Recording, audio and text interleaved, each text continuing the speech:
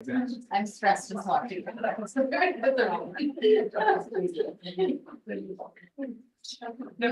Furthering your education is a life-changing interest.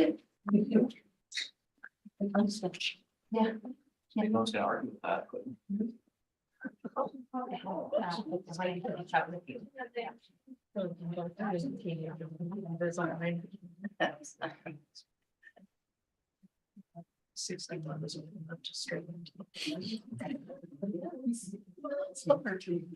Never two of them. Never two. That's what I'm doing. And you're the one. Oh, okay. Take it out. Oh, okay. Nice. Very important things. I need to share anything. I'll make a table on there. I thought for a minute it was like a guard for like. No, it actually moving the teeth around Okay. rather than the metal things, you know. Yeah. Yeah. I remember that. I remember that. Scott thought they were great. Mhm. Please, Carl. I'm thinking.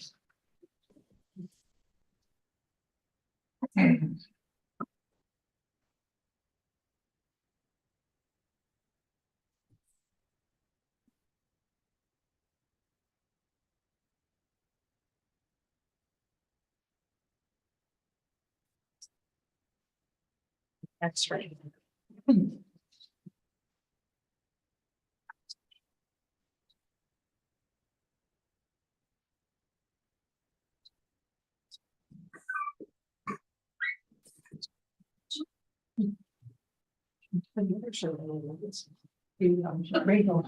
Oh, this is. That's my, every time I look at it.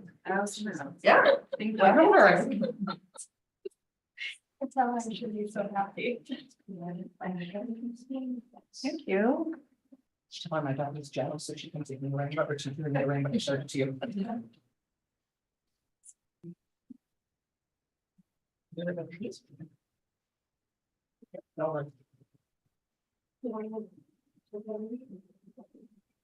Thanks, everyone.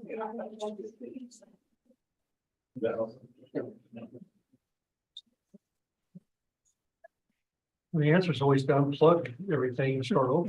Have you rebooted? The Apollo system, Apollo. The Apollo people didn't have that opportunity. I don't know what they did.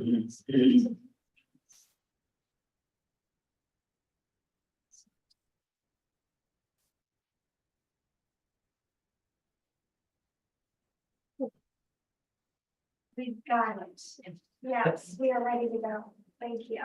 They were online. Yep. Well, good evening, everyone. We're at the COCC Board of Directors meeting every month, and we do have a budget committee scheduled in our agenda.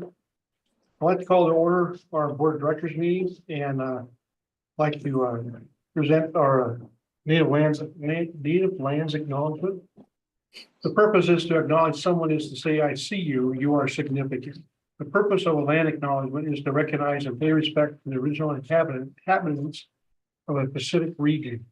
It is an opportunity to express gratitude and appreciation to those whose territory you exist in. COCC would like to acknowledge that a beautiful land our campus resides on are the original homelands of the Wasco and the Warm Springs people. They ceded this land to the U.S. government in the Treaty of 1855. The Paiute people were forcibly moved to Warm Springs Indian Reservation starting in 1879. It's also important to note that the Klamath Trail ran north through this region to the Great Celilo Falls Training Grounds. Descendants of these original people are thriving members of our communities today, and we acknowledge and thank the original stewards of this land. So with that, let's go into roll call. Ready? Joe Kraus, Here. Walter Krause Cooper, Here. Alan Under, Here. Erica Steffel, Aaron Murs, Here. Jim Porter, Yes. Aaron Pitt Morgan, here. Lori Chesley, Here. Michael Malone, Here. Laura Bowman, Here. Anne Marie Hamlin, Here. Alicia Moore, Here. Zach Boone. Here. Dustin Saylor, Oh, he can't be here this evening. Richard Hurd. Here. Thank you. Rebecca Lambert, Here. Debbie Hart, Here. Terry Hamilton, He won't be here this evening. Kyle Matthews. Here. Paul Taylor, Here. and Amy Metcalf, and that one's roll call. Great, thank you. Is there any agenda changes from the staff? Any board members like to change anything or add? Okay, with that. Here we're going to public comment. This is the point where we can entertain public comment here in the boardroom as well as on the Zoom. So let's start off with the board in our boardroom. We'll entertain oh, great. Public comment. And let's looking at this. Looks like three different three folks. Let's go ahead and start off with Kathy May with the All right. our You food chain. just stand. You stand or you sit, whatever you feel like comfortable. Okay. So I am Kathy May. I'm the executive director for the Madras Community Food Pantry, and I came this evening with Patty Llewellyn, who is our board chair, and Dr. Bud Beamer, who is a big supporter of the food pantry. And we came just to put a face to the people that you're dealing with, so that to this little discussion that we're all having around the Miller Lumber property. So I thought I'd start out by telling you, got a time limit. You can keep it to 3 to 4 minutes. It won't be long. I just Okay. want to make sure I'm not Thank you. stepping on anybody's toes. Okay. Appreciate So, appreciate the request. Thanks. okay, so I brought some notes. So, just to let you know, we are a 501c3. We're a USDA, Oregon Food Bank distribution site. We're a shopping style pantry. We serve all of Jefferson County. We have 60 volunteers and 3 part-time staff. And we are currently open 3 days a week from 10 to 1. We have an evening distribution once a month. We have a home delivery program. We have 3 school pantries. And we also run a program called the Free Food Market twice a month in the evenings. So we're busy all the time. And the reason we're so busy, the statistics for our county, we are Jefferson County, 14.9% of the population lives below the poverty line. In comparison with Crook and Deschutes, which is like 9.61. So there's a disparity there, and there's certainly a need. In 2023, our pantry had an average of 510 visits a month. That's the average. In this so far in 2024, the average is 591. And last in April, we had 672 visits. So it's continually increasing, and it's continually challenging for us to meet the demands of all the people that we are serving in our county, which makes it, we distribute about 40,000 pounds of food a month. So it's a lot of, it's a big operation. Our clients are 31% Hispanic. They are 16% Native.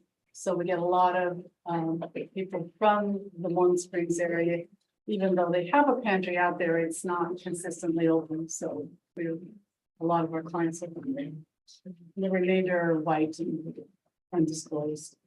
So we are funded with grants, donations, and fundraising. We don't receive any state or federal money. For the future of our pantry, we need to move. We need to be in a bigger space, and we have a lease with the United Methodist Church, and we've slowly, starting with COVID, started slowly taking over that church until we have their fellowship hall, we have 4 other classrooms, and they want their space back. So our lease ends in June, the end of June, and after that, we'll be on a month-to-month basis. We've been looking everywhere for a building that's suitable. The Miller Lumber property is an ideal location for us. It's ideal in the location, it's ideal in the square footage, and it has plenty of off-street parking and other area to do. We'd like to do raised bed gardens, that kind of thing for the community. So it's the best property that we found, and the county agreed to partner with us to purchase the property from COCC, and that's kind of why we're here, to urge you to support that acquisition of the property so that we can get out of the space that we're in and meet the demands that we have. I've written a couple of grants now for a walk-in freezer, which is, I need a place to put it. Because I can't put it outside the church. We have money lined up for renovations and we're just kind of waiting for a place to go. That's kind of my spiel. Does anybody have any questions for me? So the, our Jefferson County Food Bank, it's closed now. We closed the end of the year. They were open one day a week. We're open now. And when they closed, we picked up their day. So now we're open Tuesday, Wednesday, Thursday. And I don't know, did they have assets or anything that was able to transfer over to your They had organization? food, basically. The church, I think it's the Seventh-day Adventist Church, owned that building that they were operating out of. And the shelving, went with it. I don't know. They did not transfer over any other assets. We did take over, a program that was operating out of, what's now Juniper Church. And that program had assets and we got a trailer and a couple of big freezer and a big refrigerator, commercial size. So that's another program that we've had to absorb. That's Bill Wiener's program. You probably know him, so, yeah. We just recently, acquired we have a big van, a big box truck that we pick up food in Redmond, and we just recently acquired a delivery van for our home delivery service, and Central Oregon Health Council bought that for us, so. We're getting busier and busier. Anyone else have questions? Mhm. Joe, can I talk now? I'm third on the list, but Sure, to continue her. sure, yes, I see. Fine. Sorry. Yeah, I'm Dr. Bud Beamer. I've been in Madras since '74. Actually, I was on the Warm Springs Indian Reservation for a couple of years before that, so that community is near and dear to my heart. I was up at the celebration for the New Early Childhood Center here a week or two ago, and President Chesley talked and Joe did and Jeremy Green, and it was such an uplifting event. I do a lot of work with early childhood, written some book on it and the importance of it and what a difference it makes as far as who you become as people. So it was a big celebration and then pick up the paper next week and see that the COCC board had rejected our offer, the food pantry offer to buy the Miller Lumber Company facility, and it was kind of a punch in the stomach, really, as far as the discordant public relations going from early childhood development building to be rejected from a humanitarian effort. And I know your missions and visions here are to get along with the community and to fit in and work together, and our commissioners are going to support this thing at $3 or $4 million to the Early Childhood Center and to keep the relationships going. And so this rejection, and I mean, it was given to you as $250,000 value, I think, was assigned to it. So that was a gift, and anything after that is something that we have to add on. And I don't know if there's drop dead value that you'll accept or not accept, or whether there's just such a push to keep that as a lumber facility in the community. I know Joe's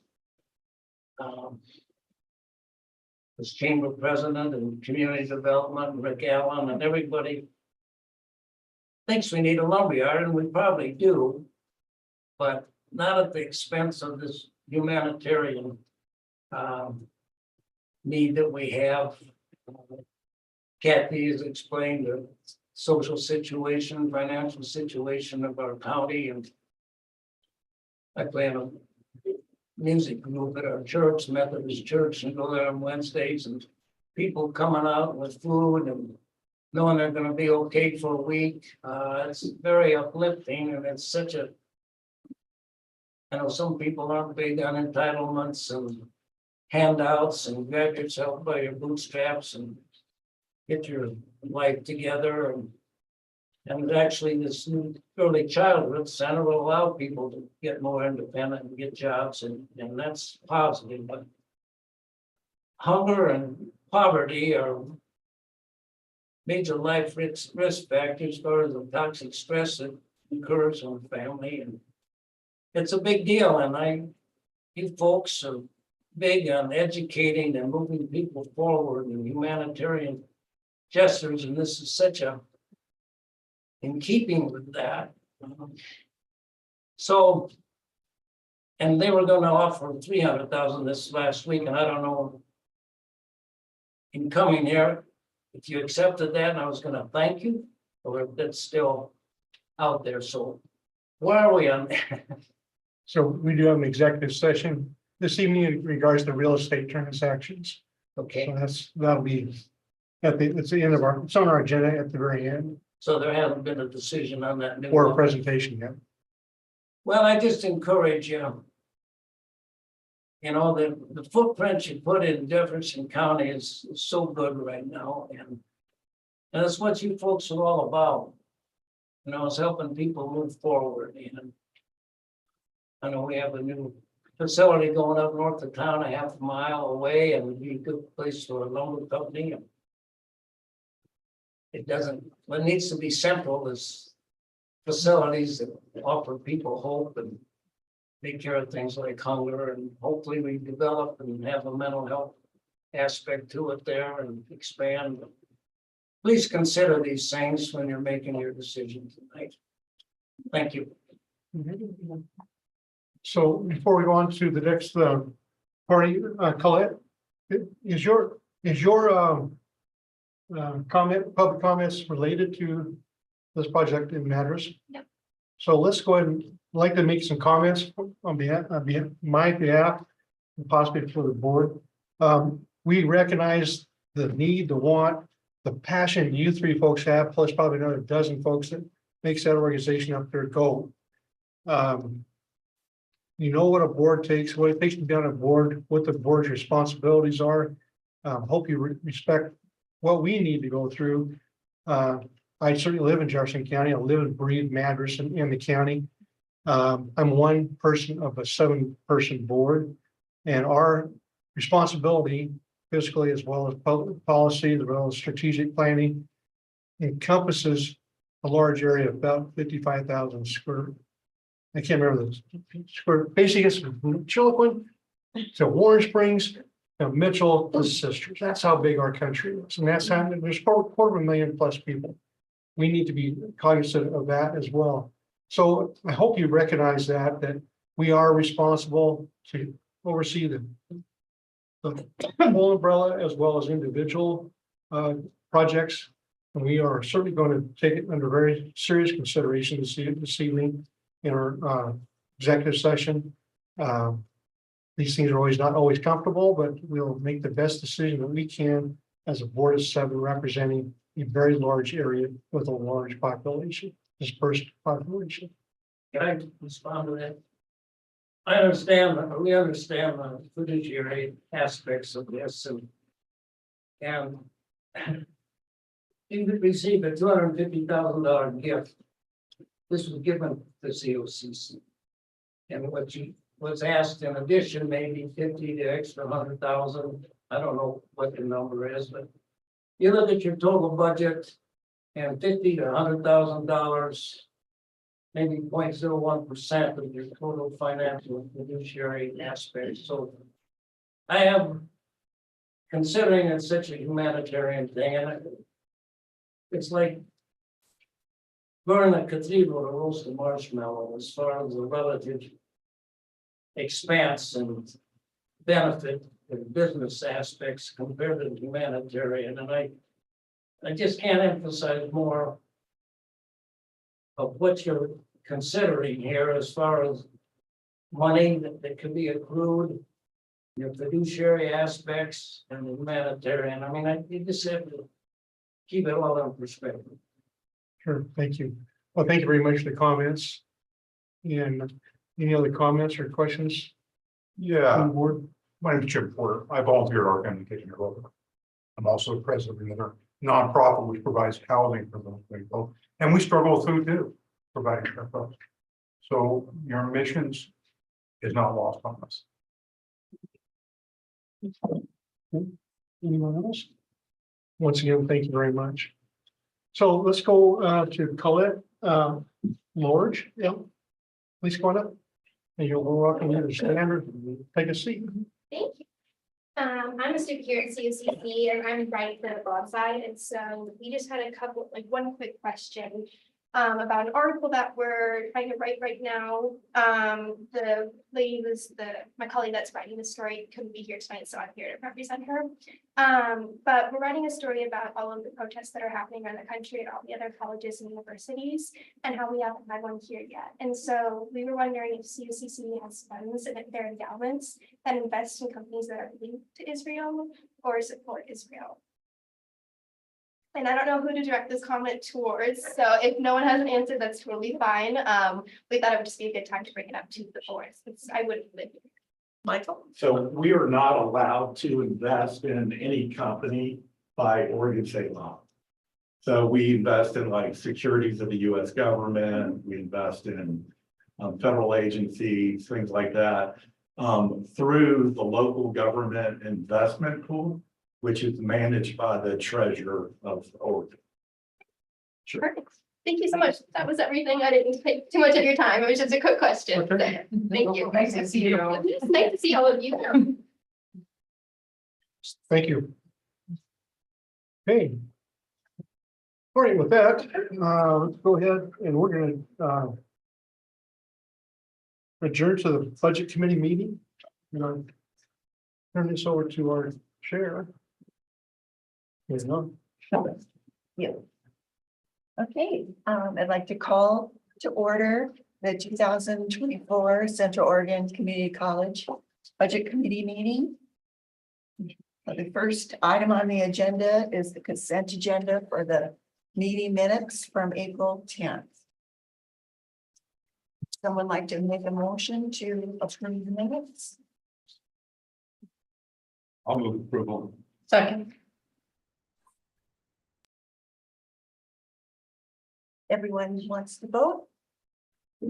All right, Aye. Say aye. Our next agenda item is the 2024-25 proposed budget and the presentation by Michael. President, would you like to? Sure. I thought I would say a few words about the general fund review, based on some questions that occurred at the last meeting and some I've gotten subsequently. By now, you all know that my memory is not what it used to be. And so it was a number of years ago that I wrote a budget message for you and I just lost track of that. And we always did one in the budget book, but not for this committee. So I've sent you all a budget message with Michael's assistance. And what I'm trying to do there is kind of tell the story of the budget process and what factored into decision-making and what some of the major outcomes were. And in particular with the general fund. And so I want to particularly call your attention to pages 3 and 5. Because one of the specific questions that I received is, can you help us understand how the budget reflects strategic priorities of the college? And so on page 3, I list what our college strategic plan goals are broadly and what my priorities, at least the ones that required significant funding, were for this year. And of course, as you know, the board approves those priorities. And so I've listed those here. And if you go to page 5, we've provided a list of major expenditures. This isn't every expenditure, but these are major expenditures that we are proposing. They are general fund requests that have come through our budget process. They are major capital funding requests, and then some of our major transfers out of the general fund. And Michael's going to talk a little bit later with our non-general funds about transfers in and out and the like.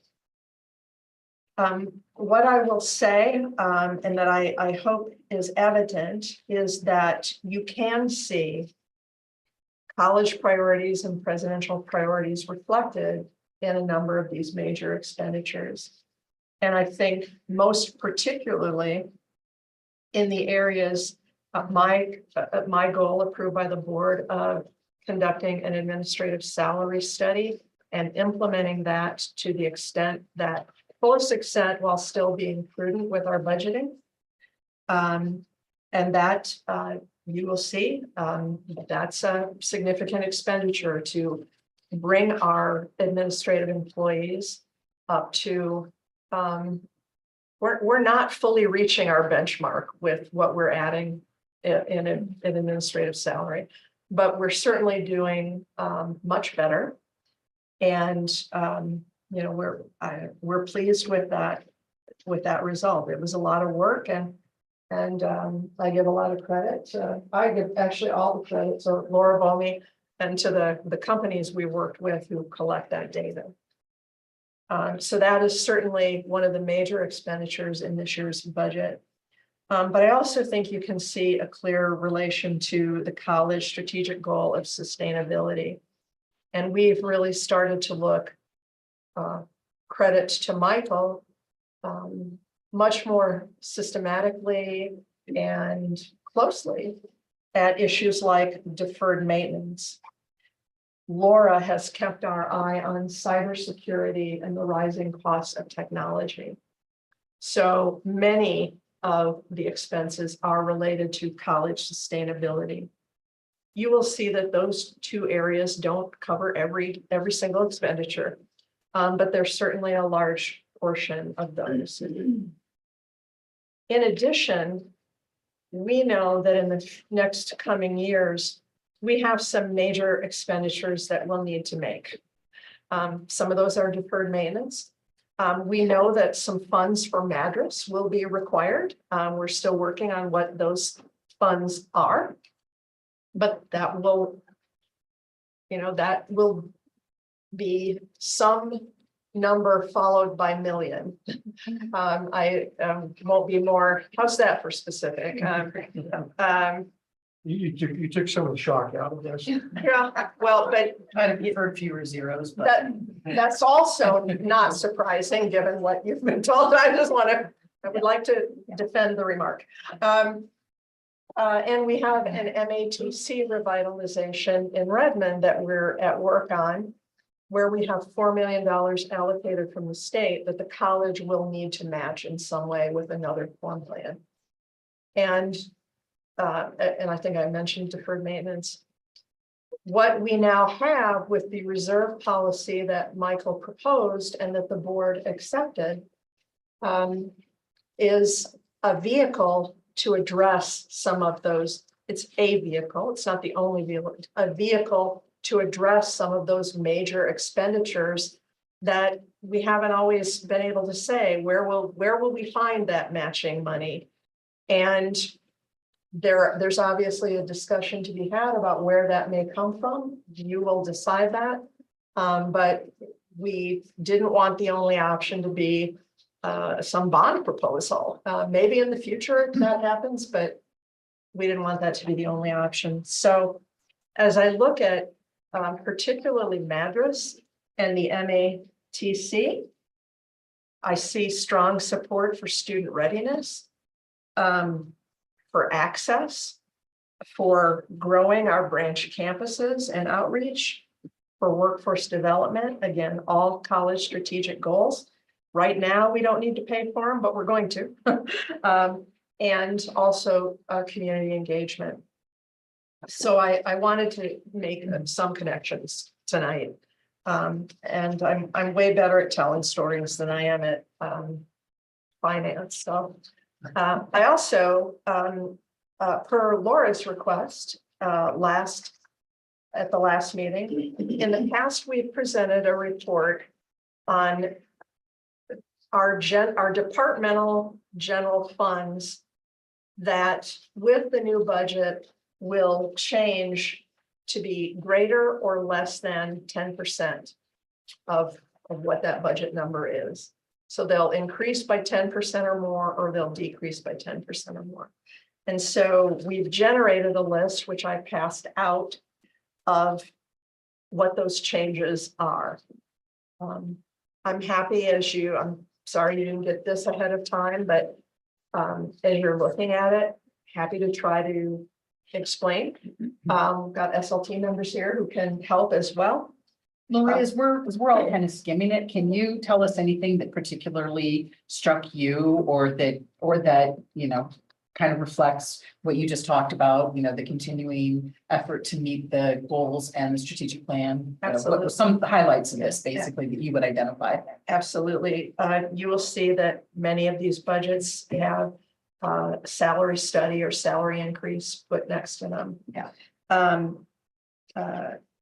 You will also see a number of requests related to facilities or things we use in facilities like a utility vehicle, and to IT, to the necessary upgrades, necessary security enhancements.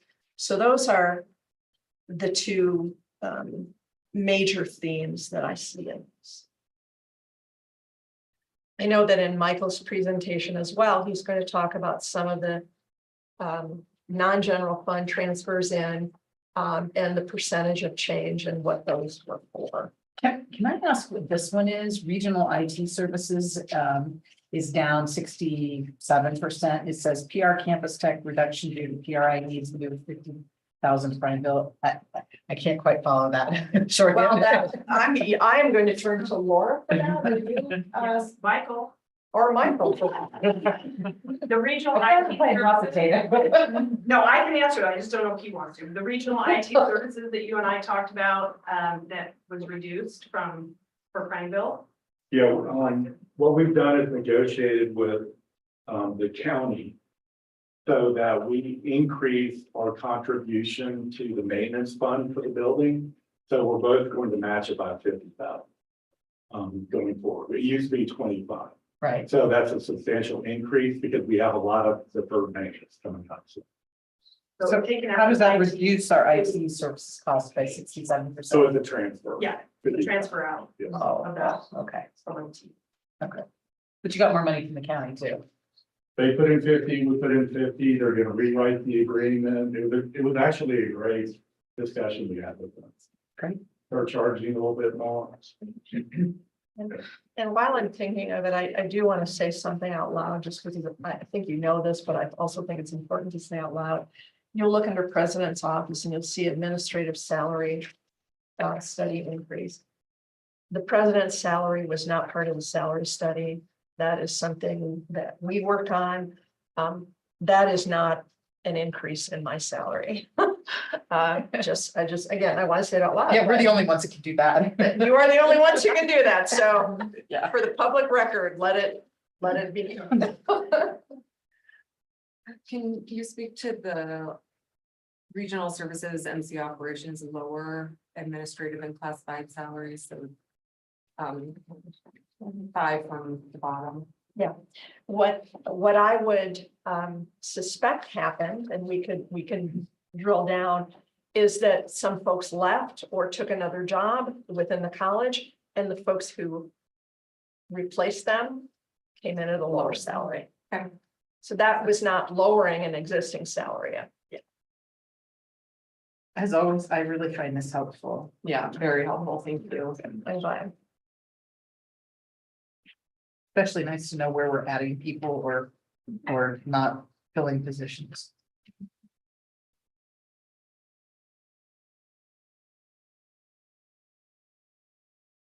I assume we can take this home and let you know for new questions. Absolutely. Again, we were going through this as best we could and haven't generated this report in a few years and.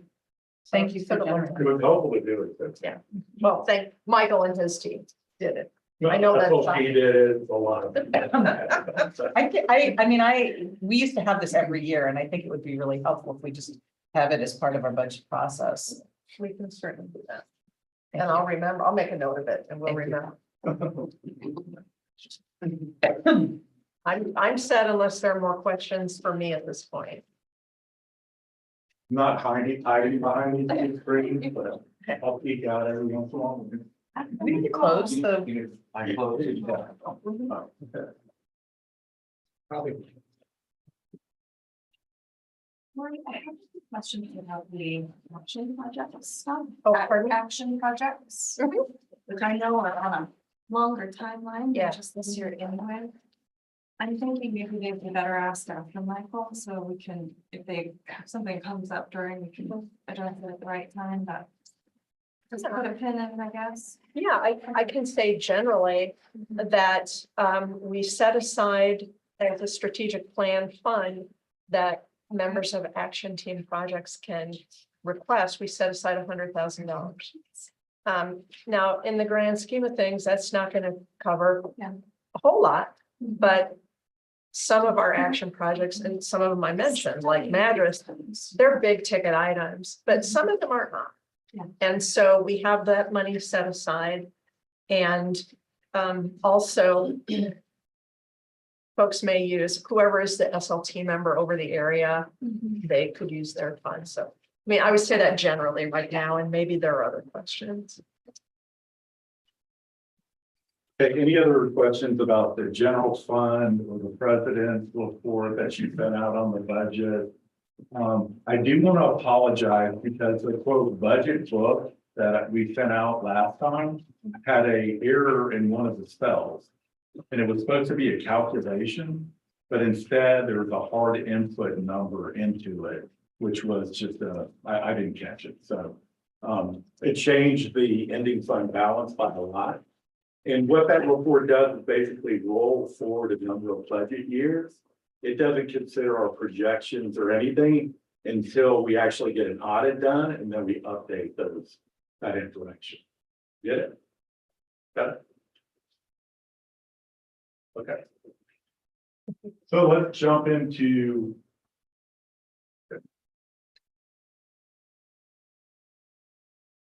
Michael, I'm sorry. So the last time we had the big budget book sent to us. We haven't gotten a new one of those though, right? With the corrected cells. Yeah, we did. Yeah. We did. Yeah. It was sent out After in the same Yeah. email with the budget message with the. Okay, the college has 9 non-general fund types. And within each of those, there are a number of sub-funds. And we actually counted them the other day and how many did we go each? Do you remember? Like, On the non-general fund? yes. Like 1,000, no, was it 230 or something like that? It's a lot. But each one has a specific purpose defined by the local budget law and governmental accounting standards. The primary objective is to ensure that there is an adequate appropriation authority so that we have the authority to spend those funds. So we go through this entire budgeting process, and at the end of it, what we ask everybody to do is approve an appropriation, which is the authority for us to spend the money. So that's what we'll ask for today. There are funds that have specific legal restrictions and designated purposes, and each fund is self-balancing. So by the end of the year, the resources and the needs have to be equal.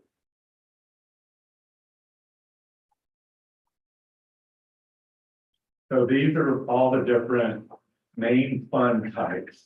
And the non-general funds are the ones that are in the bracket. So we'll go through and talk about each one and what it's there for. So our debt service fund is how we pay for all of our debt. So the revenue that comes in, is from, taxes for the GO bond that was approved by the citizens. And then we actually have full faith and credit, obligation, which help pay for student housing. And then we have a pension bond, payments ending in 2028. But actually, the way we pay those is through payroll. So we get a deduction from payroll, we send a wire to PERS.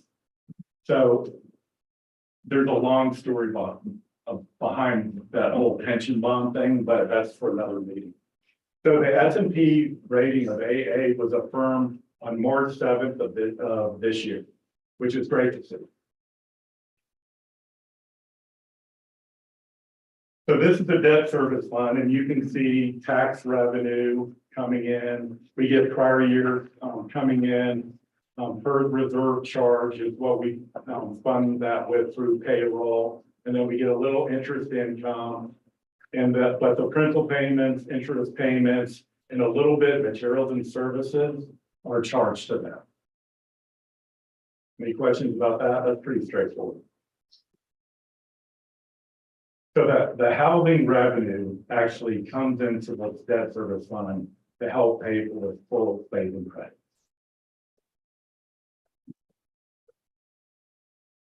The capital projects fund, there's a lot going on here. So it includes the Matter Center, general construction, capital equipment fund, facilities repair and replacement, life cycle technology, instructional equipment, a lot of different things. But I'll go through each of these individual funds and you understand what's happening. So under new construction, we are wanting to appropriate 400,000, 200 for material and services, and 200 for capital outlay. These items have not been identified to what we're exactly going to spend them on, but every year, ever since I've been here, something breaks. Right? Something breaks. But he's not implying cause and effect. That's why So the repair and maintenance fund is about 1.2 million. And that is for the elevator repair in the library and here. I think we have a MODOC boiler. We have to do permitting for all of our stormwater system. That's going to cost about 140,000. So all told, that's about 1.2. And then bookstore construction. There's some things that we're going to have to do in the bookstore. And then technology replacement, if you want to talk about that, Laura, it's just replacing a number of computers we have. And then we also have the IT server for 250,000, and then a capital equipment fund that is another appropriation of anything great. Michael, I had a question because I haven't looked at this in a while. To what extent does our investment in technology exceed what we generate from our technology fee revenue? Have you looked at it, Lynn? I said I haven't. I was asking. Oh. No, we do not. So the monies, I mean, maybe Lori wants to speak to this as well, like the. I can give you one word answer and you can elaborate greatly. I figured it was a lot. I was gonna use two words. A lot, yes. Yeah, I think that's fair, for sure. I would just say there's so much technology, we're not gonna put it on the back of students. But- No, I wasn't but- suggesting we No, should. no, I know that. I'm just saying that we try to do what we can for those, fees, but there's not, I was gonna say there's not really a direct correlation truthfully to them. So. If we can isolate it, we should do an analysis next time we present fees to Yes, the board and just show. I would be interested in knowing that. Sure, yeah. Okay, more capital projects funds. So we have instructional equipment that is designated, that's the ADA, that's improvement, I believe. Yeah. And then we have the campus center building. What we are going to do is consolidate a lot of student services in that building. So that's going to cost some money. That's an estimate. Matter Center, we're saying we're going to raise 12 million and probably spend 12 million next year. And that's an estimate. If we don't raise 12 million, we're not going to spend 12 million. Or we'll have to go to the board. That cannot go negative. Higher education building repair, that's. We're estimating big there. Yeah, it could be 10, it could be 12, so we want to go high, have So we. That's, Could be 7. exactly. I just wanted to be clear that. Wasn't the 7. Okay, the real estate development, there's 10,000 capital outlay. We put that in there every year. But this year we put 2.2 million because there's an opportunity for the college to pay for the infrastructure in Outcrop Phase 2. And in return for us doing that, there would be about an 18% return on that money. So it's a proposal that we haven't finalized yet, but we'll be bringing it to you fairly shortly. Any questions about that? It's pretty interesting concept because it really, I think it adds 400,000 to the revenue of the college just by doing. And that, I would just add in case folks are wondering, that was already discussed at the real estate committee and they gave the green light to keep working on that proposal for all of the board. So this is the capital projects fund in total. So, the 12 million is fundraising for Madras, spending about 17.5. 12 of that is Madras, and the rest of it is IT and basically repair and maintenance. So when you look to the transfers in, so we're transferring in about $2 million to support this spending. So Aaron, when you talk about the big decisions that we have to make about, where we want the money to go, this is one of the things that you're deciding.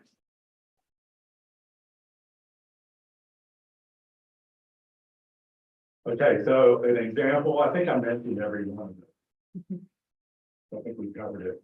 We are doing the engineering for HVAC at science and health centers, which is going to be well over $1 million next year.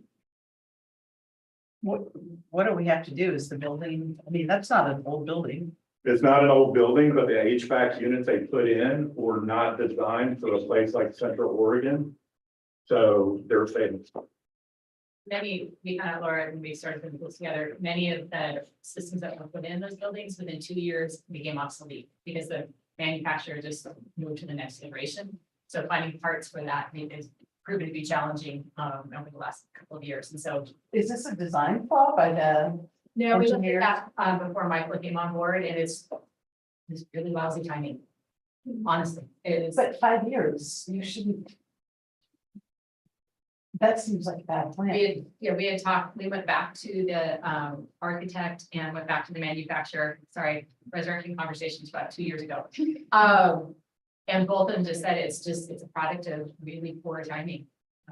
And I can go back and find notes on that somewhere along the way. We're going to have the same issue with lighting in both of those buildings, culinary as well. Lovely.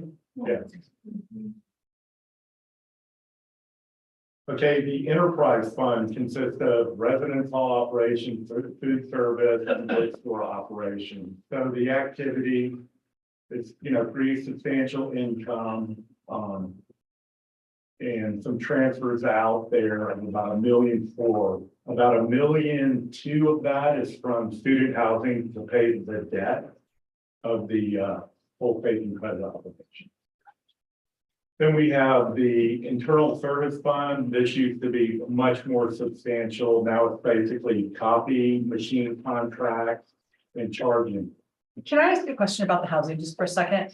So we're still at the point now where we generate enough revenue from WikiUp that we cover our debt service on that, right? We're not supplementing that anymore. Still, I mean, I know we crossed that point a little while ago, but I just want to make sure we're still, because you said something earlier in general terms about how that goes toward the full faith and credit. And I wanted to make sure it didn't just go toward that, it actually paid it all. Right, I think when we restructured how IT charges and all of that, and we didn't charge.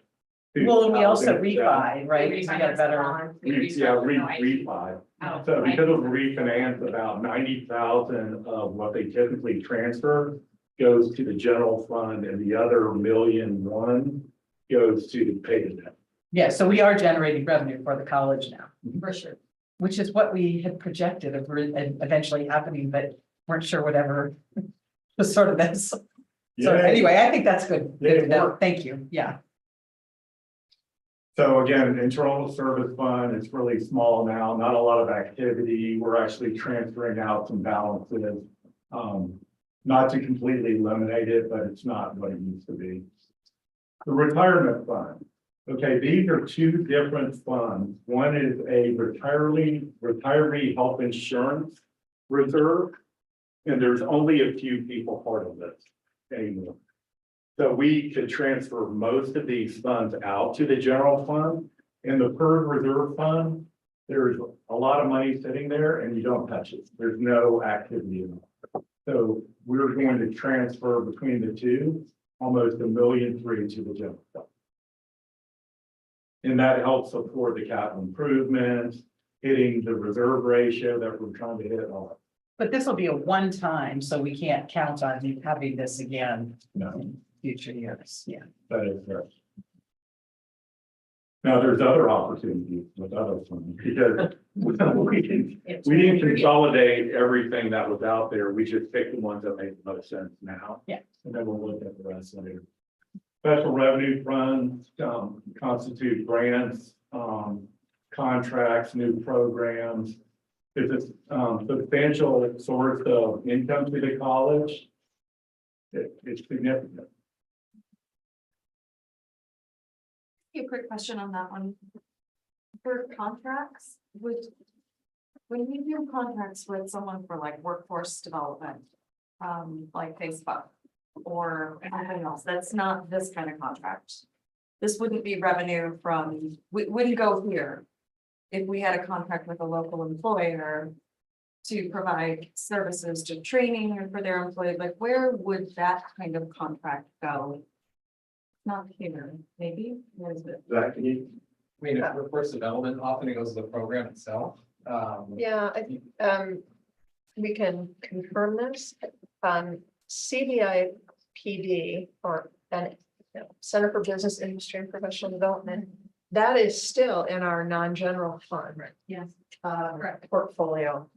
And when they make money on trainings, it goes to their budget. You said they're not a non-general fund. They, Are they separate from even what we're seeing here? no, they are, We'll get to it. you'll get to it. It's in a different fund.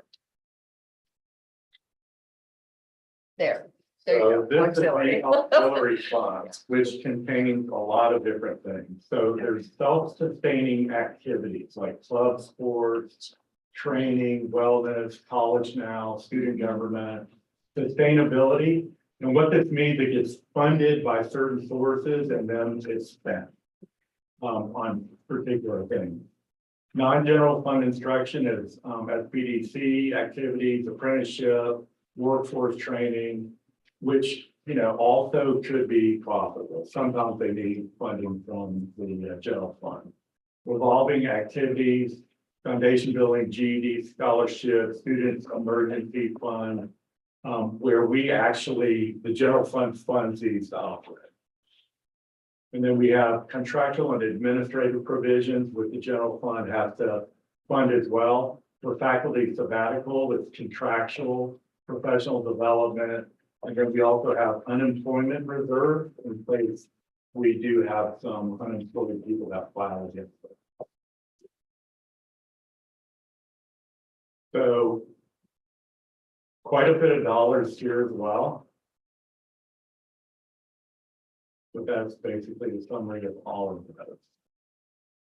Then we have the financial aid fund, financial aid activities, federal grants, state grants, financial aid. And then this is the resources and requirements for financial aid. So financial aid is actually increased quite a bit with our enrollment increase. And I think I'll note that later. Then we have two trusts. the Robert Clark Trust for scholarships, and the Oregon Community College Library Association Trust.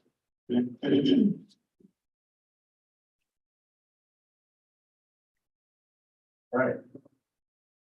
So the proposed current year budget expenditures, the general fund, we're recommending an increase of 8.7 million. And the biggest part of that is 4.1 million in personnel services, 1.3 million in benefit increase. Then we have ITS data area units of 600K, utilities of 560. That budget had not been increased for a number of years, and 4 new positions. Then the debt service fund is going to increase about 166,000 because of the increase in principal payments. Capital projects fund, it looks kind of flat because we had matters in it last year for quite a bit of money. We also have the revenues for quite a bit of money. We didn't spend as much, but we're rebudgeting 12 million for Madras revenue and 12 million for spending in Madras. But we also have real estate development, this proposal that I'm going to present for 2.2 million, repair and maintenance for 1.2, capital equipment for 738, new construction for 400. Then you have the enterprise fund. And the reason that decline is textbook sales are down 147,000. So we're moving away from hard textbooks to more digital opportunities. And a transfer out to general fund of last year, that was 250,000. That was not done this year. The internal service fund decline in transfers out when centralized services was closed last year. Retirement fund, like I mentioned earlier, transfer of 1.3 million to the general fund if these accounts are really not used for many people at all, just a handful of people. Special revenue fund, significant increase in grants. The NSF grant group was issued for 976,000, and the career pathways grant for 207,000. Auxiliary fund, a decline in transfer out after summer session was transferred to the general fund last year, if you recall. And adult basic education personnel will move to the general fund. And then financial aid fund awarded a significant amount of financial aid with increase in enrollment. Trust and agency, no change. So this is what the entire change in budget looks like graphically, and you can clearly see that the biggest change was with the general fund. So here's a summary of interfund transfers, general fund transfer out. I have notes on all of these. If you want to, if you have a question, but I can read through them. So for instruction, transferred out of the general fund area to non-general fund for SBA match for 40K. Small business center for 98,000, CVIPD for 90,000, community learning for 169,000. And then for the institutional support line, faculty professional development, 73,000, adjunct professional development for 6. Faculty sabbatical for 333,000, and then a couple of others. So hopefully this is becoming so repetitive that these are starting to connect. No? A little bit? Then we have the student services, merit scholarships for 182,000. College support. The biggest ones are strategic plan for 100,000, capital equipment for 738,000, foundation billing for 300,000. That's where we actually support the foundation by reimbursing part of their salaries. And repair and maintenance 247, furniture 100,000, technology 500,000. I think I mentioned all these before. So that describes what all those transfers to different funds are. Same thing, summary of inter-fund transfers, non-general fund transfers out. Okay, so retirement fund, we talked about that earlier, transferring PERS, 983,000 to the general fund. Retiree benefits, 300,000 to the general fund. Bookstore, 200,000 to the general fund. Residence hall is a 1,168,000 transfer to the debt service fund. And then a couple others. And then auxiliary fund, the biggest ones are partnership collaboration, 835,000. So there was 835,000 in a balance from vending machine sales. No, that's not that one. I'm sorry. That is the OSU lease money that had stayed in that fund since we used to lease that LSU. So that was just sitting in a fund, so transfer it to the general fund. Where is that one? Oh, the college activities, 240,000 from vending machine. That's what I meant before. Do we So have, that was sitting in the fund. do we like split that with the company that owns the vending machines, or what do we do? That's our commission on that.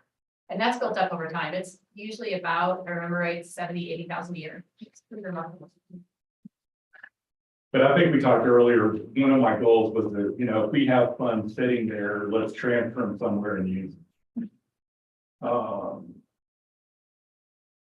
Those are the biggest ones. So this is a comparison by year of expenditures and budget appropriation summary. So we have proposed budget for 23-24, which we're still operating under. And this is the 24-25 proposed budget. So an increase of about 10 million. So Much of Michael, that one- where it says proposed under 23-24, that should actually be current, right? It should be current. I noticed that today. I went to Lori and I went, there's a mistake on the slide. And then the 22-23 should be actual, but the numbers are not updated for actual yet. But I thought the real comparison is between 24 current, you know, and 25 proposed. Yeah, we can see the trends. So, so this year, basically, you combed out about $10 million worth of money from different funds. For example, the vending machine got, well, everything you just presented to us is money that's been sitting there that you're suggesting we would go ahead and pull out and utilize it for a purpose. So it's 4.2 million. Okay, so it's 4.2 million, that we won't have that in the coming years. This is just a one-time hit. So that's correct. I would also note, and Michael can speak to more specifics. You know, we have always, in my words, kept a lot of cushion in our budget, and we've done that very purposely. We still do have that. I mean, we are still budgeting very conservatively. I just want to say that we're not, you know, we're not getting too spendy crazy. That's a technical budget term, isn't it? Spendy crazy? There are a lot of other non-general funds that have pretty significant balances. Yes. So if we want to continue to look at them, we could, but we are budgeting, you know, the projection is that we're going to bring about 3.1 million to the bottom line. And I think that's pretty conservative. This year, it could be even a bigger number than that. I think it will be by the end of June 30th, 2024. So we're getting the general reserve over 29%. I think this year, when we end the year, it'll be at least 30. And then with this budget proposal and the projections, it will be over 32%. So we're gonna hit that. We're in a good space. And then we have all the other non-general funds available too, if we need them. Thank you. And then we start generating money from our real estate development. So Michael, one quick question. So we're doing this sweep. I support it. I think it's a good idea. But let's say we sweep something that later on we go, oh, we really need to put more money back into that fund. That won't be hard. I mean, because sometimes people go, oh, I'm squirreling this money away so I can have it for something like planned in the future, and gosh, you took it away and now I don't have it in, that's not the philosophy. That's, I think that could happen, definitely. Definitely one of my fears. I mean, we talked about all of these with SLT. And if there was an objection, I'm sure I would have heard it. So. We're pretty good about standing all our objections. They're all laughing, so. But you know, I'm sure somebody will say, hey, there's this thing that I was gonna do using those monies, you know, and they're gone. That could happen, and we go to a board meeting, we get it approved. I think most of the funds we took from though were from funds that didn't have an intended purpose. Right, they college vending, that has no intended purpose for that. Reserves from Cascades Hall, we've made we've made improvements that are needed there, that kind of thing, so. They are in more neutral. Is fair to say. The stress tests, there's ones that people are very conscious that they're funding with. Yeah, we still have a fund balance for the old residence hall too, which is pretty, I think it's 200 grand or something like that. I mean, there's still money out there. Unless we plan to spend 200,000. Which we won't. Okay, key takeaways. So with this budget and the projection, right? Because I don't expect we're going to spend all the appropriations. The general fund reserve will be above 29% by the end of this fiscal year and get to 30% by the end of next fiscal year. And then we manage fiscal years to a balanced, positive financial operating position. Expenditures will be within legal appropriation limit. It includes a 1 million operating contingency like we had this year. Michael, can I say something? Yeah. For the benefit of our board members who, or I mean, our budget committee members who aren't on the board, at our retreat last fall, the first one is really important because we did a deep dive into our reserves, and we'd always had a 10% requirement for reserves. And after looking at all of the things that could go wrong and doing sort of planning long-term about, you know, what is a prudent number, and Michael did a bunch of investigations about what other organizations and other colleges do, we dramatically increase the reserve that we want to have. So that's part of what's going on here. That's deliberate. That's not just, oh, we have all this extra money. It's, we need to have a good reserve. Yeah. Well, yeah, that's a good point. And I will just mention that I was on a financial management committee that is kind of being led by HAC right now. And they're talking about all the things that you should measure and show the board and the budget committee. And that is definitely the first one that they look at.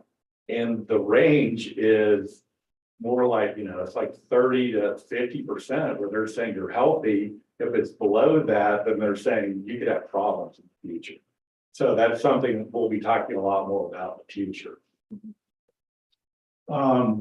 So conservative revenue and expenditures, we're in compliance with all of our debt covenants and adequate spending appropriations for financial aid, grants, contracts, and new programs. And then additional resources for competitive wages, facilities, maintenance, repairs, and information technology. Now, I've told you a lot about facilities, maintenance, repairs. And that is a black hole here since the college is built in 64, 65, things break. So hopefully it's adequate. So right now, what I'm asking is for budget committee budget approval for the 24-25 proposed budget. And in your packet is a resolution. If you would like to consider that.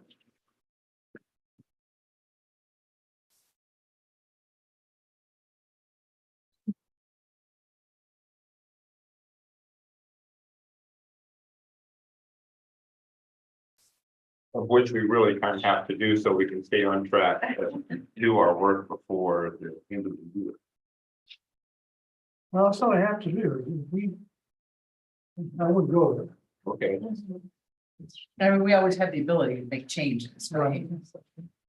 We make changes, adjustments, and we can have another additional meeting if we have to or need to.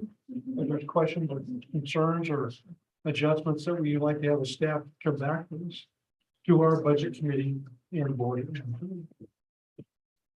I've only done that once and it went into August. It was not fun. It's not fun.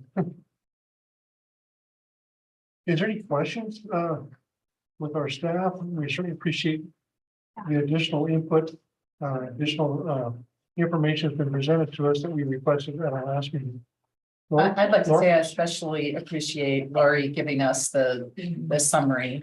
That was how this ties to our goals and our strategic plan. That was extremely helpful. Yeah, I deal with 3 other budgets and that's something really helped keep on track which budget I'm dealing with. I'm I glad. don't lose sight, but I mean, it's like. Thank you.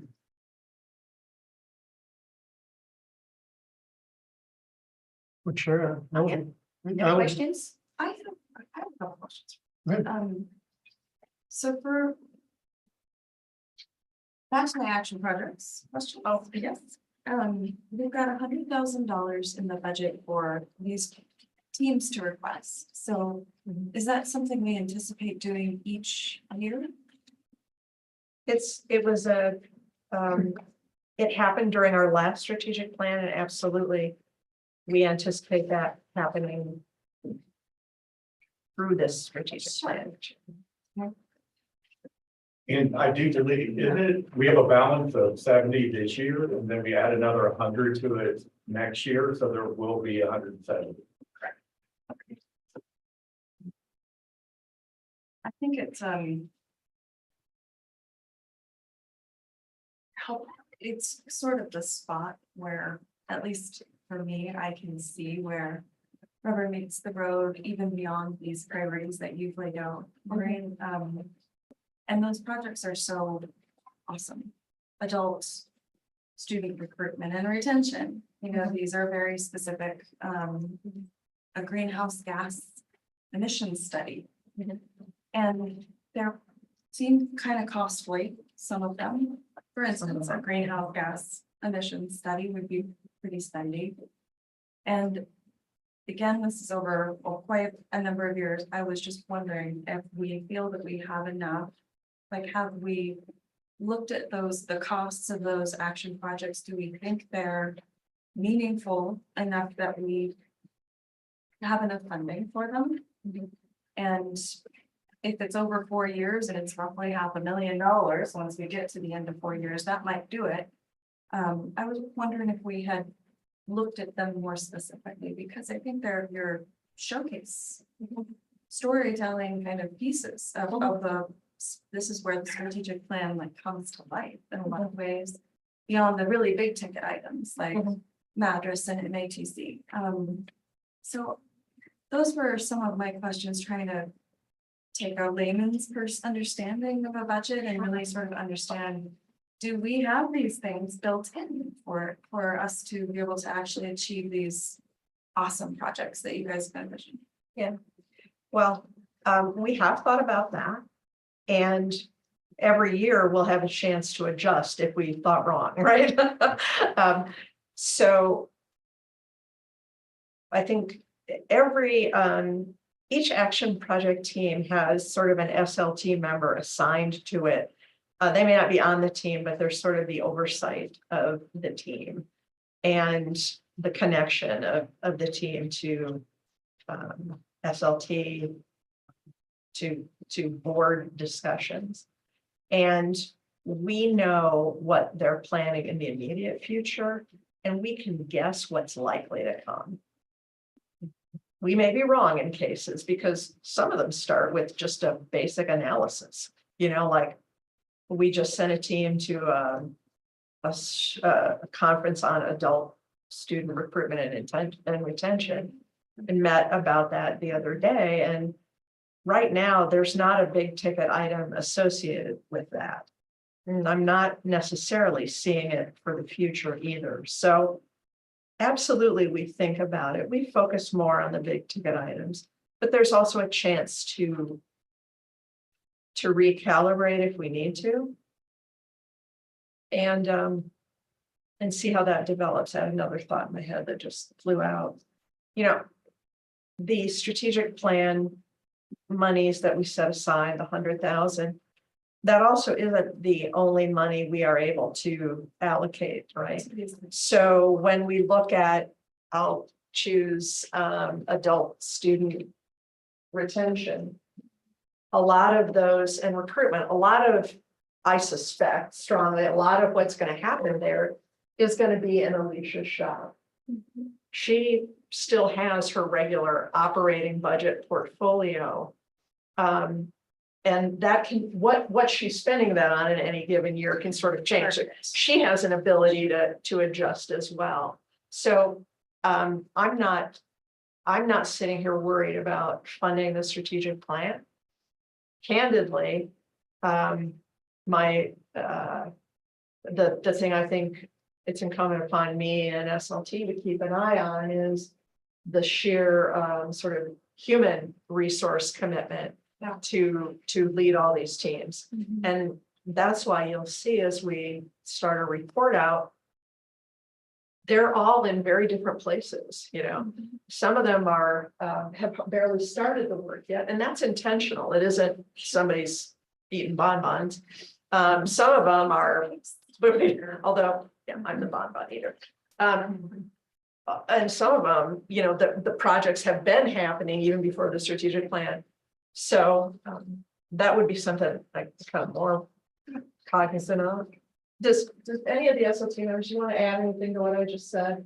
I think the biggest piece is just recognizing there's other sources of funds, right? Yeah. And you'll see some of that evolve as we start getting into the action project teams, developing their budget requests and budget proposals. Whether they're our general fund budgets that exist, we can repurpose for other needs, like what we mentioned around recruitment and retention. Or if it's some of the non-general fund sources that Michael talked about, and they're set aside specifically to allow us that flexibility to be responsive. We've also, as a strategic planning team, we've done kind of a back of the envelope calculation and about what we know, which groups will have significant budget items and when. Those that we are so new, they're still developing what that might be, and those that are de minimis amounts. And it's reasonable in the next couple of years that the 100,000 allocation may cover that. And at the same time, if we have other sources to supplement, we'll do that too. So, and the strategic plan implementation team will work through with each of the action teams as they develop their budget proposals and before they bring it to that team and then to SLT for the final summary. Awesome. Thanks, that was really helpful and super excited to see those projects get going. If they need more money to be here to support you. We'll let them know.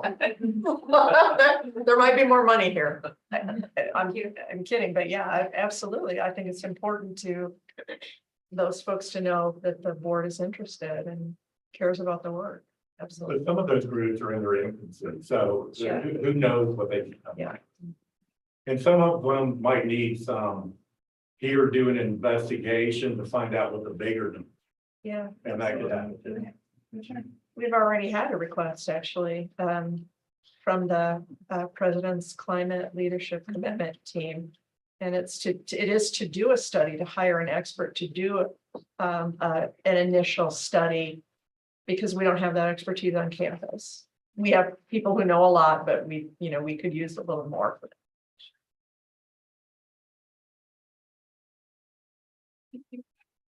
Any other questions? Are you ready to approve the budget? We have the budget resolution. Someone would like to read the resolution? I'll read it. Be it resolved that the Budget Committee of Central Oregon Community College does hereby approve the Central Oregon Community College District proposed budget expenditures for the fiscal year 2024-25 in the aggregate amount of $128,588,853 total of all funds. And the permanent tax rate of 0.6204 per thousand of assessed value be levied against all assessed property in support of the general fund. it is further resolved that a tax of $3,281,966 be approved for the debt service fund for the purpose of satisfying the required debt service of voter approved general obligation issued by the district. Second.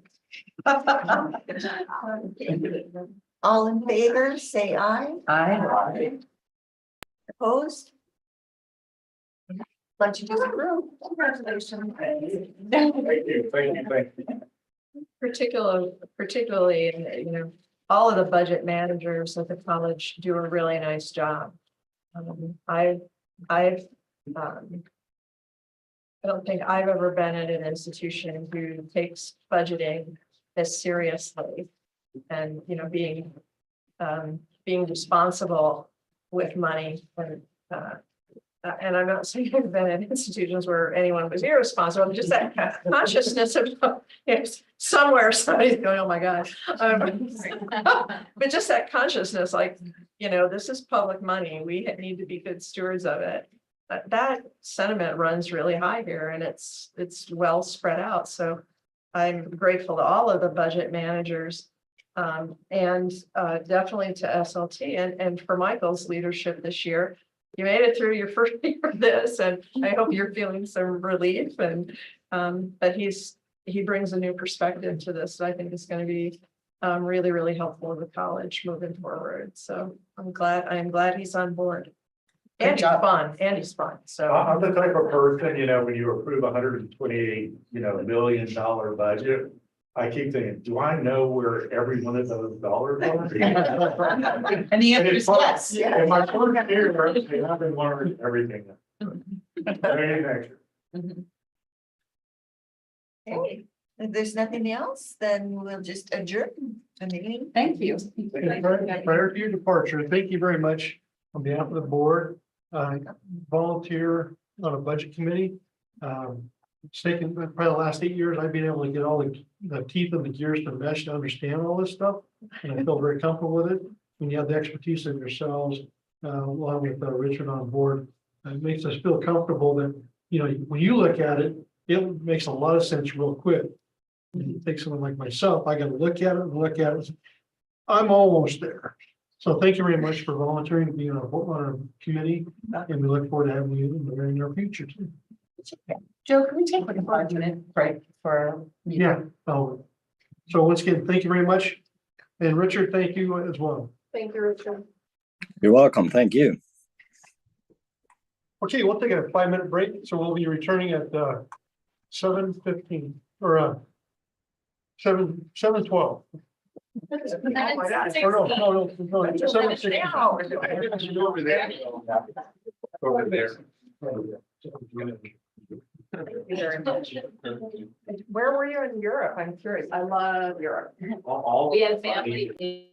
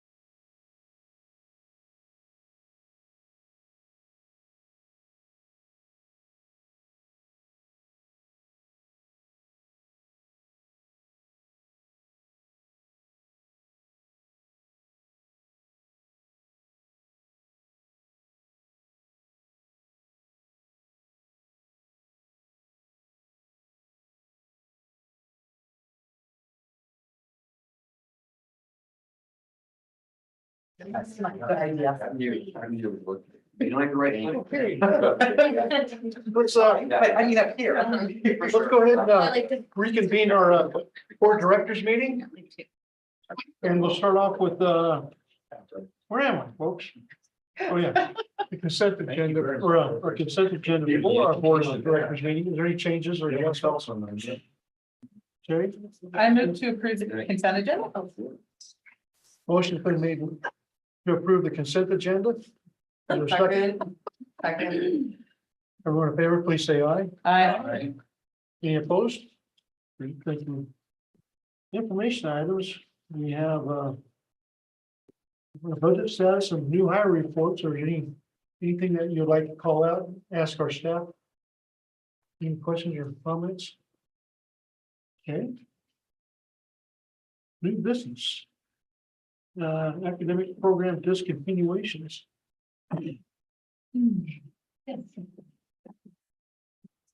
We have two programs that we will would like to inactivate in the coming year. The first is.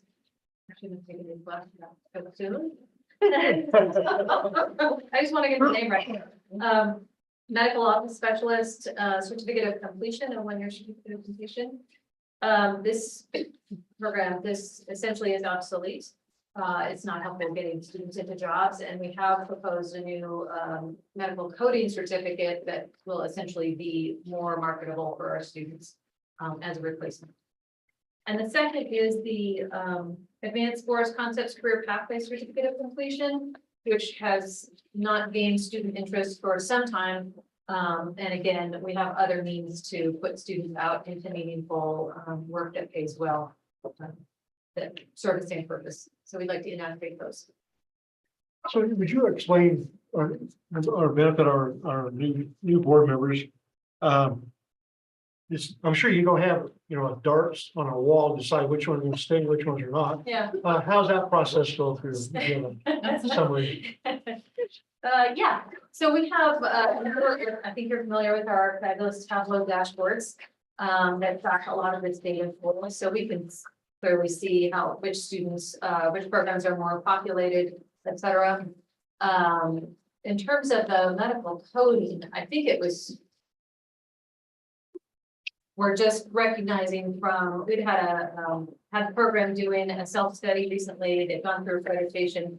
Advice that they get from their advisory boards, this would be the same as forestry actually too, is directing them as to what the workforce needs right now. And those ones weren't working. And so it's a process of feedback. I hesitate a little because it's interesting you asked that because several folks and I have been looking at tools that can help us do even more better prediction of need of workforce in the area. And so I'm excited about the future of that. But in the meantime, we depend a lot on our advisory boards and what we see students taking in jobs they're moving into. Okay, Thank you. so this is an action item. I'll make a motion. Be it resolved that the COCC Board of Directors approves the following inactivated academic programs effective fall 2024. Medical Office Specialist CC1, Advanced Forest Concepts CPCC. Second. Motion has been made and seconded. Everyone in favor, please say aye. Aye. Aye. Any opposed? Okay, well, on to the fun thing, real estate. Committee did hear a little bit about this from Michael, and this is kind of a project of his that came about. But when I moved to Bend, there used to be an 18-hole golf course on Hollis property. And we used to come over here. I had 3 small kids. And we used to play, and it was really popular. And we had a great time. I still play, and my kids still play. And when I joined the college, a number of people would come up to me and they said, what happened to the disc golf course? So when we put in the new student housing, they decided to take the whole the disc golf course out. And they actually surplused all the baskets and everything. So I contacted the Bend Disc Golf Club and said, is there anybody that's interested in this again? And And they were very interested.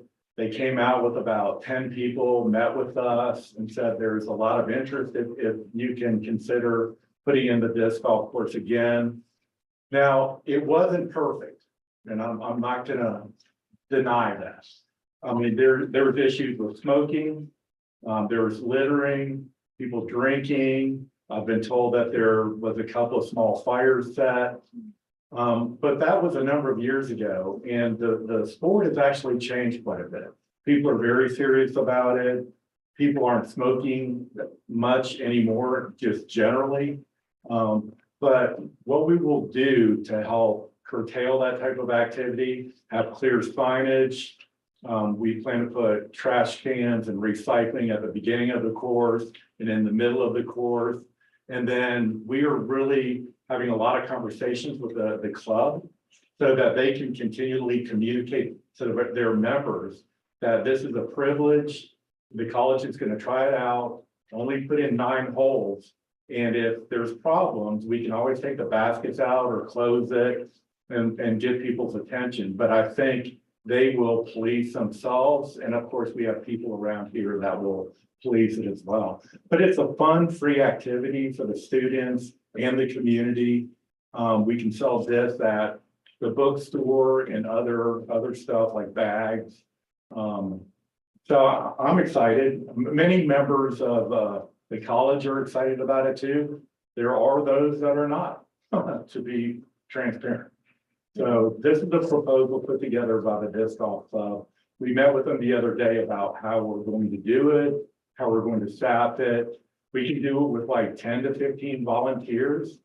And, you know, we need to get gravel, we need to get some concrete and then put in all the equipment, but it could happen by just the baskets take 2 months to get. So we could actually start it in not even late June, maybe early July. And there is actually a plan for a second 9, but that is only if the first 9 works well. And then we'll come back down. There's no plan for development over where it's designed right now too. Michael, I think it's important to note that we can take advantage of recreational immunity statute in Oregon. So it shouldn't create new liability for the college. I always think about that.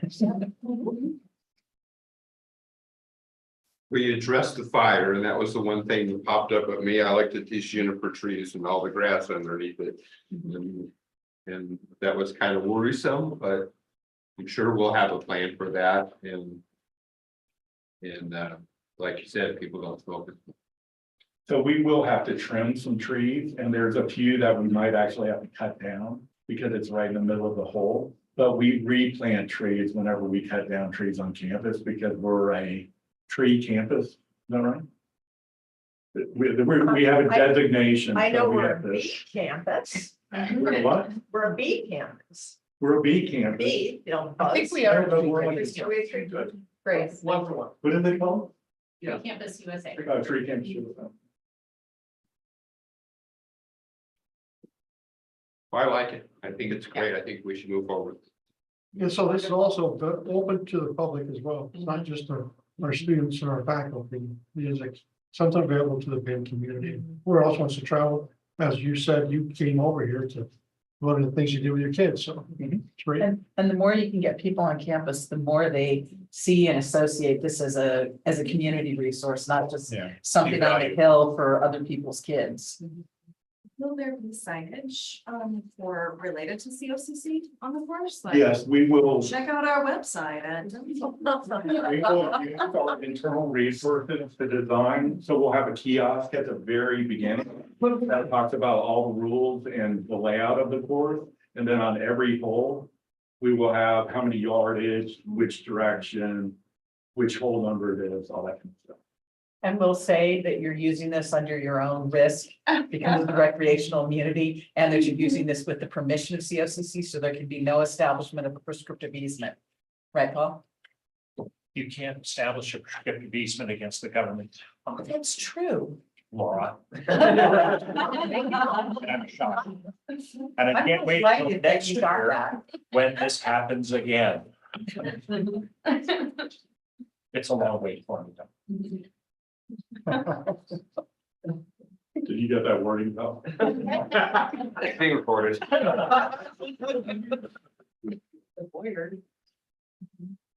Okay, any other questions of Michael on this? There is a resolution in your packet if you're interested. Comment on Go ahead. okay. Be it resolved that the Central Oregon Community College Board of Directors approves the 9-hole disc golf proposal and authorizes President Chesley or her designee to implement the proposal. Second. The motion has been made and seconded. Everyone in favor, please say aye. Aye. All right, Any opposed? One of my favorite acronyms for golf is go out and look for. I like that. get right help, yes, fine. Yeah, well, these are a little larger than a golf ball, that's what. Easier to find. Okay, onto board member activities. Alan, let's start with you. Sure. So on April 11th, I attended the Redmond Economic Development Luncheon at the COCC table. On April 30th, I attended the OCCA Budget Committee meeting by Zoom. And on May 2nd, I went to Salem and did interviews on the finalists for the executive director for OCCA. Aaron Mertz. On April 11th, I met with Oregon Senate President Rob Wagner with Lori, and Lori provided a summary of that in her updates. On April 13th, I went to Meal of the Year. On April 16th, I met with Lori and Zach regarding Kai's Trust. Reminder, I'm the liaison to that trust from the board. We had $133,500 to allocate. And we have two scenarios after looking at the FIOG requests that were not approved. So we had a list of 12 to 15 maybe items. Had a lovely discussion about them. And our first scenario is $116,000 to fund the Student Basic Needs Coordinator should the Title III grant not be awarded in early next fiscal year, so this summer sometime. $8,000. Reading my handwriting, $8,000. That's an increase to the student activities budget. $17,000 for a streaming classroom for the new Madras building. There isn't a lot of discretionary funding for that project, so we thought this could be an opportunity to fund this particular classroom. If the Title III grant comes through and that coordinator position is funded, we will regroup and decide what to do with that $116,000-ish. So we hope for scenario B. We hope for scenario B. Yes, yeah, so Or we'll a see. B column. And then last night I went to the Orchard District Neighborhood Association meeting. That's the district, my neighborhood that I live in. It's really great to kind of be there and hear from city council people and other representatives around the city, what's happening in my district. And I hope to, or in my neighborhood, I hope to do 10 more of those in my zone, just to get a kind of finger on the pulse for what's going on. That's all. Okay. So on April 13th, I also attended the Meal of the Year. It was wonderful, always inspirational and Yeah, congratulations. yes, by the that way. was, Yeah. it was fantastic. We'll do a more full report at next week. Okay, I was going to ask you Yeah, about that. Okay, I'd like to give it to the foundation board first, no harm. sure. And then that's it. Thank you. Lori? Uh, On April 13th, I attended the Meal of the Year. I also found it to be a wonderful event, and I drank too much wine, so I came home with a trip. And You usually come home with a trip. That sounds no, just the great. last 2 years. On May 1st, I had a call with Rick Allen from Madras, who called me. On May 1st, I also had a call with Michelle Gemellis from Madras, who also called me. On May 1st, I had a call with Joe. On May 1st, I had a call with Lori. On May 2nd, I had the real estate committee meeting. On May 3rd, I had the regular morning, every other Friday morning call with Lori and Joe. On the 3rd of May, I had a call with Laura Bomey. On the 6th, I had a call with Zach and another call with Jen. And also on the 6th, Jen Covitz, that is. And on the 6th, I had the President Evaluation Committee. On the 7th, I had a call with Corey Darling. These are all President Evaluation Committee stuff, obviously. I don't just randomly call staff people. And then on the 7th, I assembled the President's Evaluation Draft. So we're on schedule, everybody. And today I had a conversation with Charlie Miller, who's a former board member. And that's all for me. Jim? I did real estate meeting. I've been gone for 3 weeks, and the real estate meeting for leaving. And also I've been assisting the President's Evaluation contact and stuff. Here, I attended the COCC College Affairs Committee meeting on April 12th and the meal of the year and very empty calendar. Okay, on the April 19th, phone weekly or bi-weekly phone meeting with the Vice Chair Laura and also the President.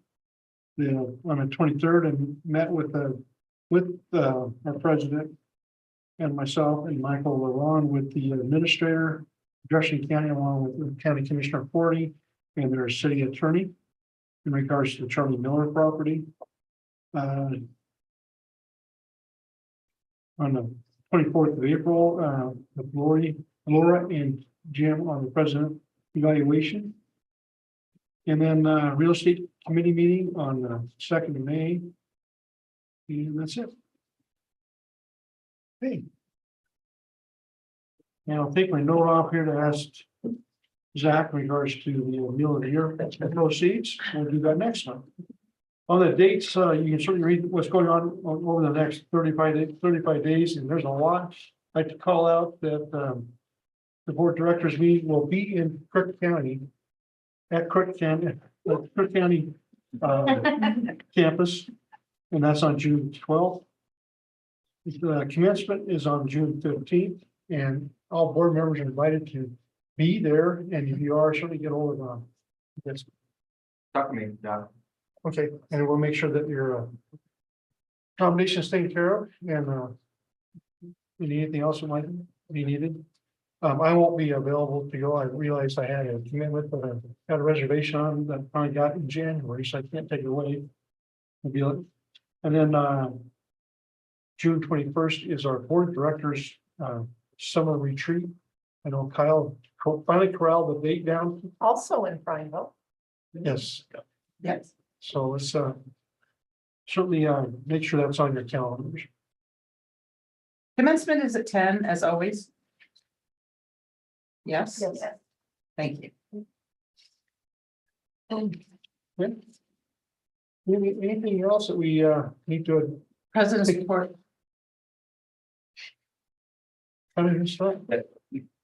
Oh, shoot. I've been talking so much. Yeah. I will be brief. Compared to point in time last year, spring term, our enrollment continues to be very healthy for spring term. We are up 8.3% in enrollment equivalent. Boom. Boom, we say. And in head count, that translates to 2.9% up, but those are all going in the right direction. And I want to call your attention to the fact that it is National Youth Apprenticeship Week. Boom. Yeah, what am I saying? All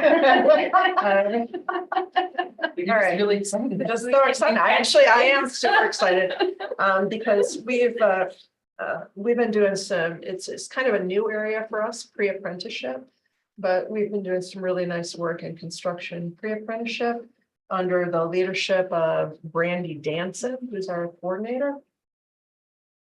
And recently, we offered a cohort of construction pre-apprenticeship in Redmond for the Redmond Proficiency Academy. And their project during this was to build a cabin for Oasis Village. And we are also now doing another cohort with COIC here in Bend. And they are also going to be building a cabin for Oasis Village. And thanks to the good efforts of Cindy Leonard, our instructional dean for outreach, we are going to be offering a construction pre-apprenticeship in South County in Lapine with our mobile training unit that was gifted to us from the Central Oregon Builders Association.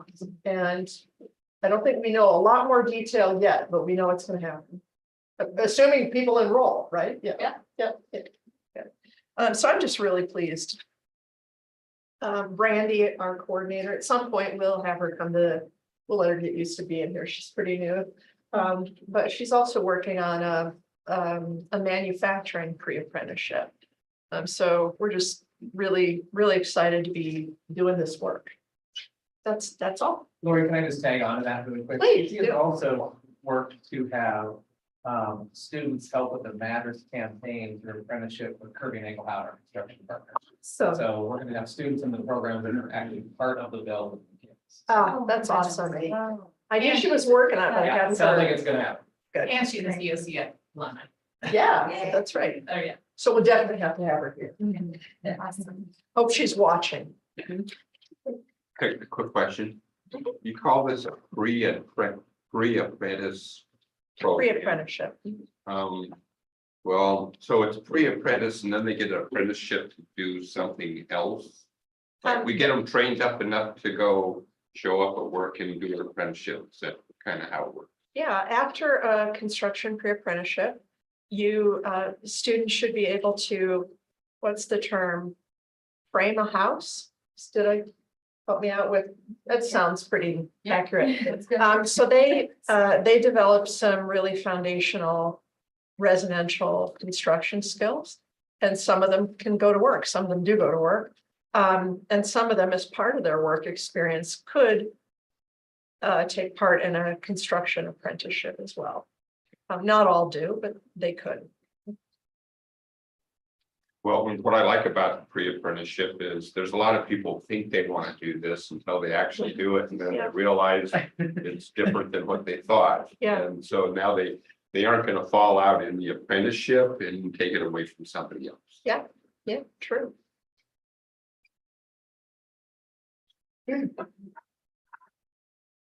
Well, with that, we will close the board of directors meeting. And we'll adjourn to an executive session. And I need to- Sorry to interrupt, Joe, just give you a second to get things organized here soon.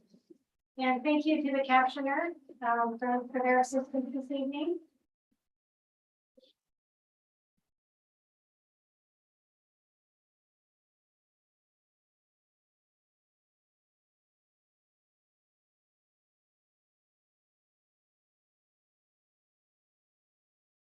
Okay, pause the recording and